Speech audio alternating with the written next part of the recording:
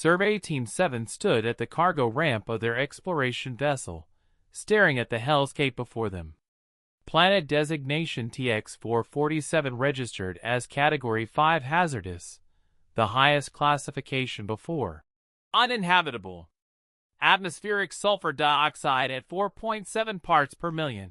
Mission Commander Yelleth announced, his trunk-like breathing apparatus already connected to his full environmental suit. Temperature, 43 degrees Celsius. Humidity, 87%. pH of rainfall, 3.2. The rest of the team, Vexarii, Fashion, and Kron scientists, sealed their suits with practiced efficiency. 7 layers of protection between their delicate biology and the planet's toxic environment. Dr. Jack Morrison zipped up his jacket. Dr. Morrison, Yelleth's translator carried a note of alarm. Your suit?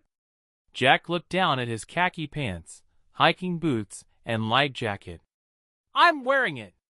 That's fabric. Basic textile. You need... Yelleth gestured at the reinforced environmental suits. Proper protection. The atmosphere alone will cause respiratory failure in most species within minutes. Jack pulled a bottle of water from his pack and took a sip. Commander, I appreciate the concern, but I grew up in Los Angeles in the 2090s. The air quality here is actually pretty decent. The team stared at him. That's impossible, Dr. Xian Shaw, the Thashan xenobiologist, insisted. Her triple-layered suit hissed as she moved. Your species requires oxygen. This atmosphere contains 21% oxygen. Yeah, I checked. Jack shouldered his geological survey pack. The sulfur dioxide is annoying, but humans have been living in volcanic regions for thousands of years. Our lungs adapted. We just cough a lot. As if to demonstrate, he cleared his throat. See? Fine. The temperature is a warm summer day. Bit humid, but I've worked in worse. Jack started walking down the ramp. My grandfather did construction in Dubai. Now that was hot. The team exchanged glances through their helmet displays, then reluctantly followed, their suits whirring with climate control systems working overtime. For 6 hours, they explored TX-447.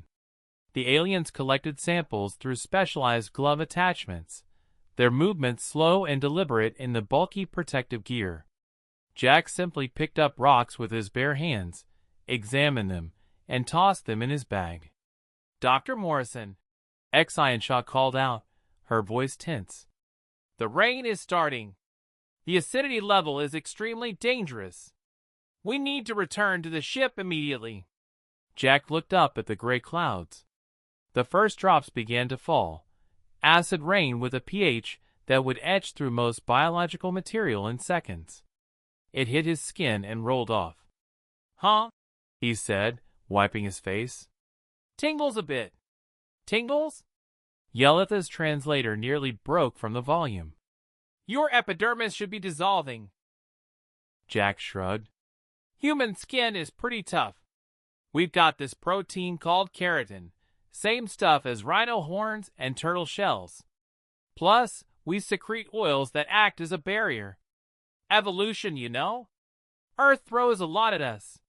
He continued taking readings while the team huddled under a rock overhang, their suits' external layers already showing minor corrosion damage. At the 12-hour mark, Yelleth made an executive decision. We're returning to the ship. Our suits can't maintain integrity much longer. Already? Jack checked his chronometer. We've barely covered 3 square kilometers. There's a really interesting geological formation about. Dr. Morrison, our suits are failing. Oh.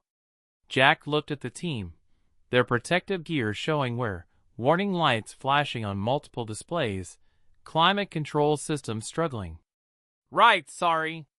Yeah, let's head back. On the return journey, as alien suits beeped critical warnings, Jack hummed quietly to himself, occasionally pausing to photograph interesting flora that was somehow thriving in this toxic environment. Back on the ship, the team went through extensive decontamination. Jack took a shower and changed his shirt. "I don't understand," HFY said later, reviewing the mission data. "Your species has no natural armor, no specialized breathing apparatus, no acid-resistant coating. How did you survive completely unprotected?" Jack poured himself coffee, a beverage most species considered mildly poisonous. "Dr. HFY, you keep saying unprotected like I wasn't wearing anything. But humans are our protection. Our skin, our lungs, our immune system, it's all environmental armor. We just don't put it on. We grew it. But Earth is classified as a paradise world in the database," Yelleth protested. "Abundant water, oxygen atmosphere, temperate zones. Sure, compared to most planets." Jack added 3 sugars to his coffee. "But Earth also has deserts that hit 56 Celsius, oceans with pH levels that vary wildly, volcanic regions spewing toxic gases, radiation at high altitudes, hurricanes, earthquakes, and ecosystems full of things trying to kill us. We didn't conquer Earth. We survived it. There's a difference." He took a sip of his coffee and smiled. "TX-447 isn't a hostile environment. It's just Tuesday." The aliens watched the human walk away, and a disturbing realization settled over the team. They'd been calling it a Deathworld survey mission. For Jack Morrison, it was a field trip.